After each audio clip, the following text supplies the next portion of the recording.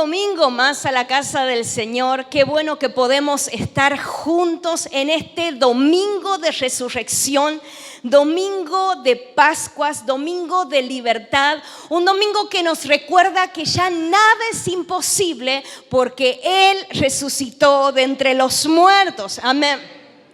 Hoy quiero compartir con todos una historia diferente desde otro punto de vista, algo que llamó mucho mi atención. En esta ocasión este mensaje se titula Dispuesto a todo, dispuesto a todo. Les pido por favor que busquen en sus Biblias, en el Evangelio de San Lucas, capítulo 23, San Lucas, capítulo 23, versículos 50 al 53 y después continuaremos leyendo. Dice la palabra de Dios: había un varón llamado José de Arimatea, ciudad de Judea, el cual era miembro del concilio, varón bueno y justo. Que también esperaba el reino de Dios y no había consentido en el acuerdo ni en los hechos de ellos, fue a Pilato y pidió el cuerpo de Jesús. Y quitándolo, lo envolvió en una sábana y lo puso en un sepulcro abierto en una peña, en el cual aún no se había puesto a nadie. Continuamos. El primer día de la semana, muy de mañana, vinieron al sepulcro trayendo las especies aromáticas que habían preparado y algunas otras mujeres con ellas. Y hallaron removida la piedra del sepulcro y entrando no hallaron el cuerpo del Señor Jesús. Versículo 4. Aconteció que estando ellas perplejas por esto, he aquí se pararon junto a ellas dos varones con vestiduras resplandecientes. Y como tuvieron temor y bajaron el rostro a tierra, les dijeron: ¿por qué buscáis entre los muertos al que vive? No está aquí, podemos decirlo juntos, no está aquí, sino que ha resucitado. Acordaos de lo que Él os habló cuando aún estaba en Galilea, diciendo: es necesario que el Hijo del Hombre sea entregado en manos de hombres pecadores y que sea crucificado y resucite al tercer día. Amén. Es palabra del Señor. Vieron que muchas de las cosas que pasan en la vida tienen sus tintes especiales, sus cuestiones allí que a veces no nos damos cuenta lo importantes que son para que sucedan un todo o que para que haya un resultado en algo. Saben que a mí yo muchas veces les he contado que me gusta ver películas, buenas películas, cuando puedo. Por supuesto, porque al tener 3 hijos de diferentes edades es medio complicado, pero cuando puedo me gusta ver buenas películas, me gusta analizarlas, ver las interpretaciones de los actores, las imágenes, los efectos de sonido, todo eso. Pero aún aparte de eso, a mí me gusta ver el detrás de cámara. Me gusta investigar qué fue lo que pasó, la otra parte de la historia. Es algo que a mí me encanta saber.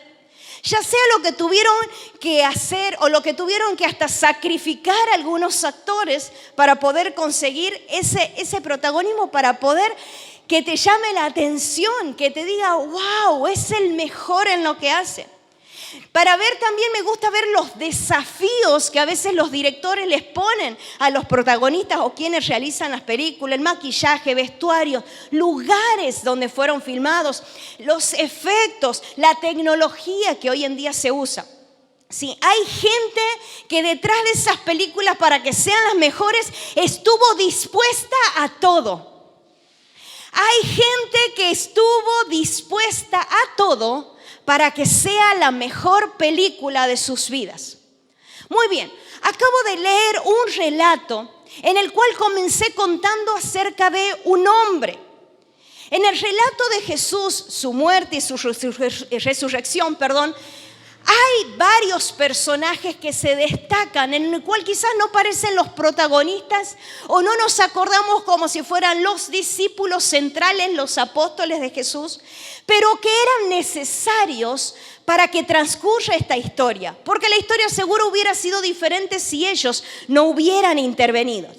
Uno de ellos es José de Arimatea, el que acabo de leer. José de Arimatea, un hombre llamado José, un nombre común en aquella época, hoy también tenemos varios José por acá. Un hombre llamado José de la región de Arimatea, por eso es José de Arimatea, que estaba a unos 30 kilómetros aproximadamente donde fue la crucifixión de Jesús, donde murió Jesús. Los cuatro evangelios los citan a José de Arimatea y nos dan una idea de quién era él y cómo era él y lo que hizo José de Arimatea.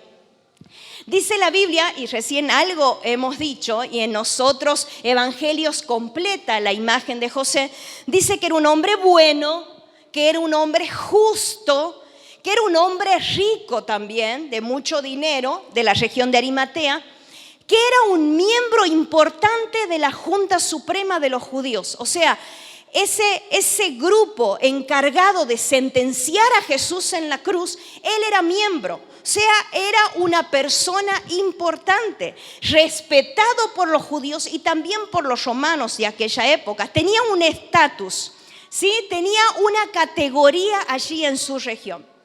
Pero algo más nos dicen los evangelios. Dicen los evangelios que esperaba el reino de Dios. Nos dice también que él no estuvo de acuerdo junto con esa junta, ¿sí?, que se había puesto decididos para matar, para crucificar a Jesús. Él no estuvo de acuerdo.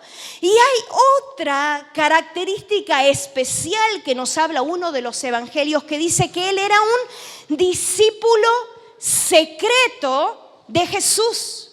Discípulo secreto de Jesús, por miedo justamente el lugar que él ocupaba a las autoridades judías.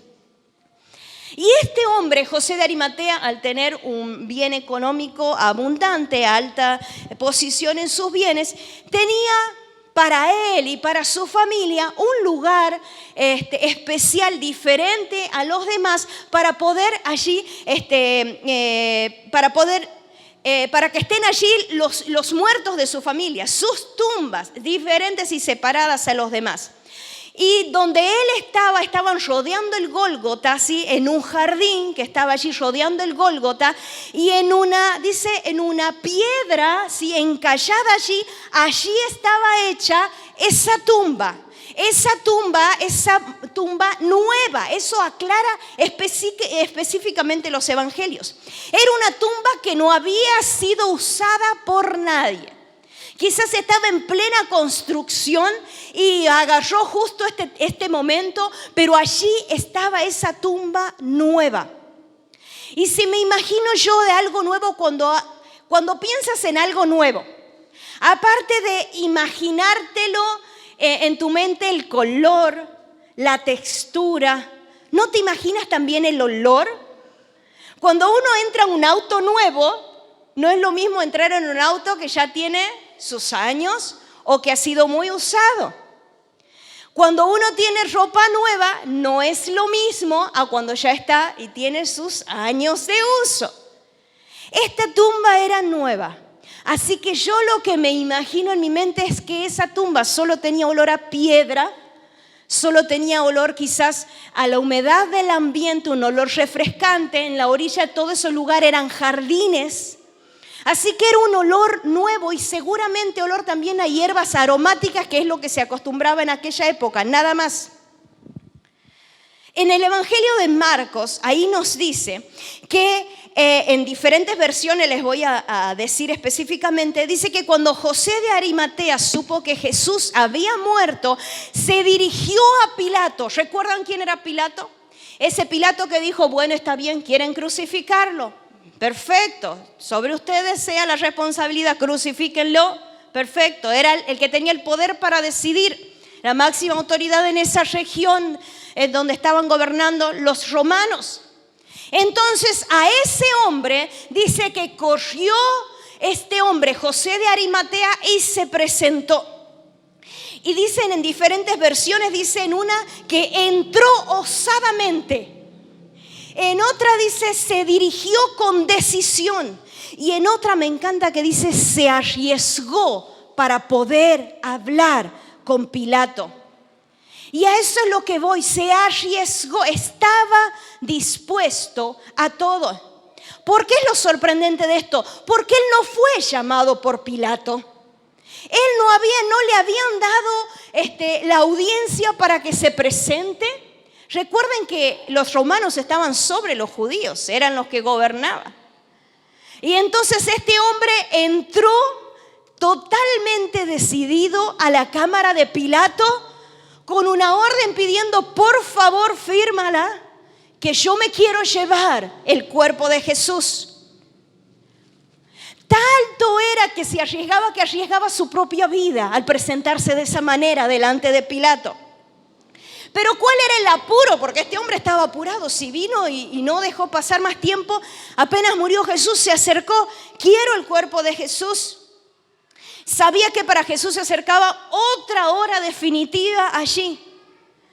Las últimas horas, los últimos momentos de Jesús, como uno lee en la Biblia, pasó padeciéndolos hasta su muerte, con golpes, con una corona de espinas, en esa cruz que es la peor muerte que una persona pudiera siquiera soportar, encima cargando el peso de toda la humanidad, el tuyo, el mío y el de todo el que venga por delante. Encima de todo eso, entonces, además de ser la peor de las muertes, Jesús fue condenado por traición. Porque los judíos dijeron, este se hace el rey, este quiere tomar el lugar de rey. Así que su condena fue por traición. Así que el traidor era lo peor. Peor que otras cuestiones que hayan hecho, o asesinatos o maldades que hayan hecho. A él era condenado por traidor, por eso estaba en esa cruz. Así que no merecía ningún trato decente, y menos después de muerto. Él era indigno en todo. Jesús se hizo indigno en todo, hasta después de su muerte. Se hizo indigno en todo. Saben que hace un tiempo descubrí que...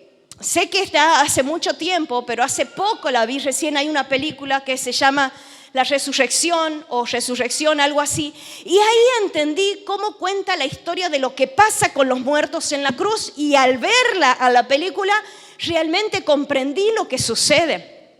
Porque en aquella época, a un muerto de cruz, quizás lo podían retirar, cuando ya estaba la persona muerta, lo retiraban los familiares.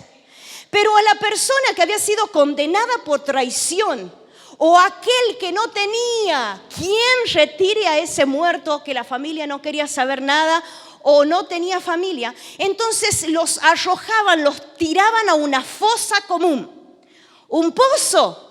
En esa película es tan claro y tan impresionante de ver un pozo al costado de la cruz, y así como estaba el muerto, tiraban uno encima de otros, cientos de cadáveres unos encima de otros, de años, allí los cadáveres, a una fosa común. Entonces recordemos, Jesús fue condenado por traición, así que no podía retirarlo nadie más, ni siquiera un familiar, un ser querido. Y yo me preguntaba, ¿será que allí tendría que haber ido el maestro? Arrojado a esa fosa común. ¿Era lo que se merecía por lo que lo habían puesto en esa cruz? ¿Qué hubiera pasado si este hombre, si este discípulo fiel que antes estaba en las sombras, no se hubiera arriesgado, no hubiera estado dispuesto a todo por él? Recordemos que Jesús andaba con multitudes, con otros grupos más chicos, y también tenía los 12 cercanos. De esos 12 cercanos que estuvieron cenando con él, uno mismo lo traicionó, uno de sus 12. El otro tan querido también, ese Pedro, lo traicionó 3 veces cuando él ya estaba sufriendo. Y los demás desaparecieron. Salvo Juan, con algunas mujeres que estuvieron en esa cruz acompañando al maestro, todos los discípulos habían desaparecido. Pero allí aparece otro discípulo. aquel que estaba escondido, aquel que quizás nadie sabía que él era discípulo. Uno que no se había dado abiertamente a conocer, quizás por miedo, por su estatus, quizás por su testimonio como judío puro que era, quizás porque podría haber perdido su propia vida. Pero ahora ya no le importaba nada. Ya nada de eso era importante. Lo único importante era Jesús. Lo único importante era el Maestro. Así que lo arriesgó todo por él. Estuvo dispuesto a todo por Jesús. Se atrevió a pedirle el cuerpo a Pilato, que Pilato o podría haberlo matado a él, o podría haber dicho no se merece. Pero sin embargo le concedió, y entonces él diligentemente fue hasta el Calvario para pedir el cuerpo de Jesús. En otro de los evangelios dice que compró una sábana nueva también. Ahí está, otra cosa nueva, una sábana nueva. Y allí estaba el cuerpo de Jesús cuando llegó en aquella cruz, un cuerpo inerte, muerto allí. Y ahí dice que en esa escena, otro de los evangelios nos dice que aparece otro discípulo que estaba escondido por allí también. Nicodemo, ¿lo recuerdan? Ese Nicodemo que también por las noches una vez se acercó a Jesús hablándole del reino, que Jesús les dijo: es necesario que tienes que nacer de nuevo. Ese discípulo apareció también allí. Y entre ellos, ¿qué hicieron? Bajaron el cuerpo de Jesús, lo envolvieron en sábana nueva, lo sepultaron en una nueva tumba, sin olor a muerte, sin olor a usado. Lo que dieron a Jesús fueron sus primicias, fueron lo mejor para Jesús. Y ahí estaba José de Arimatea en la tumba de Jesús, poniéndolo a Jesús en aquella tumba. Lo envolvieron en esas sábanas, pusieron, como era su costumbre, esas hierbas aromáticas, y se tenían que marchar rápido porque empezaba su día de reposo, como era la costumbre para los judíos. Tan importante fue esa tumba que él entregó para Jesús, su primicia, lo mejor, lo más importante. Que en esa tumba fue donde los ángeles bajaron y visitaron esa tumba y rompieron esas sogas, abrieron la puerta, la roca la corrieron y pudo salir Jesús. En esa tumba Jesús dejó allí quizás sus sábanas, sus lienzos, como testimonio que había resucitado, que ya no estaba ahí. Esa tumba hasta hoy en día es testigo de que sí hubo un Jesús en la tierra, que sí hubo un Cristo en la tierra, aunque muchos lo nieguen. Hay hasta evidencia histórica y física. Sí hubo un Jesús, y si fue sepultado es porque sí murió, y Él murió por nuestras vidas, por nuestros pecados. Y cuando estuvo en esa tumba no se quedó allí, sino que al tercer día resucitó. Ahora todo es posible porque Él ha resucitado. Todo es posible porque Él ha resucitado. Así que en medio de esta historia maravillosa de la cruz de Jesús y de su resurrección, hay otra historia allí medio escondida, que es la que les conté, en la que me enseña acerca de este hombre que salió de una vez por todas de las sombras y se la jugó por Cristo. Se definió como su discípulo, sabiendo que le podría costar todo lo que consiguió y aún incluso su propia vida. Y yo me pregunto, ¿cuántos estamos dispuestos a eso por Jesús? ¿Cuántos? ¿Cuántos estamos dispuestos a que no nos importa el qué dirán? ¿Cuántos estamos dispuestos a que algo voy a perder? ¿Alguna vez lo pensaste? Hoy te hago esa pregunta. ¿A qué estás dispuesto por Cristo? Hay unas películas hermosas que yo les recomiendo después que la vean, se llaman Dios no está muerto. En esas películas hablan de esto, acerca de personas que estaban dispuestas a todo, de perder todo, por confesar que Dios está con vida todavía. Y en nuestra vida cotidiana, de eso conozco y mucho. Y en la iglesia conozco y en abundancia. Que no estamos dispuestos a todo por Cristo, por su causa. El qué dirán no hace que yo ponga un estado diciendo soy cristiano. O contándole a otros soy cristiano. ¿Por qué? Porque en mi testimonio me avergüenza. Porque debo también cambiar. ¿A qué estoy dispuesto? En todos los ámbitos. Yo estuve trabajando muy cerca también en el ámbito político y entiendo. Y vi cristianos también allí. Y sigo viendo también allí. Y no están dispuestos a todo por Cristo. ¿Y en el trabajo dónde estás? ¿Y con quién te relacionas? ¿Y en tu familia? Hay un testimonio que siempre nos conmueve y seguramente lo escucharon de nuestro pastor Horacio, en el cual cuando se encontró con Cristo siendo aún jovencito, siendo aún adolescente, que su padre le preguntó: o eliges o tu familia o Cristo. Fue en ese momento que se quedó sin familia momentáneamente, hasta que después ellos se encontraron solos con Cristo, gracias al Señor por su misericordia. Pero allí eligió. Tenía la elección: o Cristo o tu familia. ¿Por qué? Porque si seguía con la familia, no es que era una familia, bueno, era una familia de adictos al alcohol, de golpes, de violencia, de fraude, de ladrones. O Cristo. Y tuvo la elección. Siempre me recuerdo de esa historia, de lo que cuenta nuestro pastor. ¿A qué estamos dispuestos? Mañana mismo, o hoy mismo, cuando salgas de este lugar, vas a ver que si hoy estoy diciendo esta palabra, vas a empezar a encontrar desafíos en tu vida.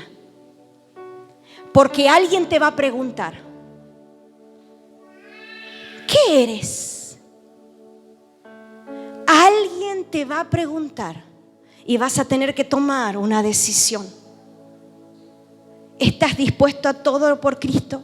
¿Estás dispuesto a perder tu reputación o tu estatus? ¿Estás dispuesto a tu testimonio? ¿A renunciar a tu mal testimonio para vivir una vida en Cristo?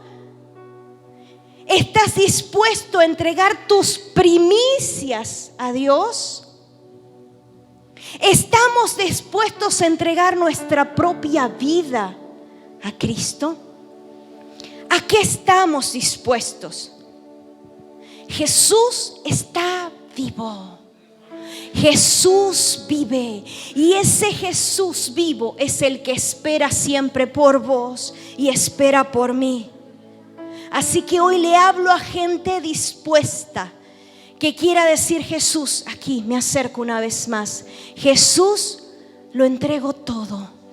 Jesús, lo entrego todo una vez más. Estoy dispuesta a todo. Estoy dispuesto a todo. Wow. A perderlo todo. Él perdió todo. Él perdió todo por amor. Que hoy sea clave, esta Pascua sea definitiva para tu vida. Definitiva. No esperes al domingo próximo a ver si tienes otra oportunidad.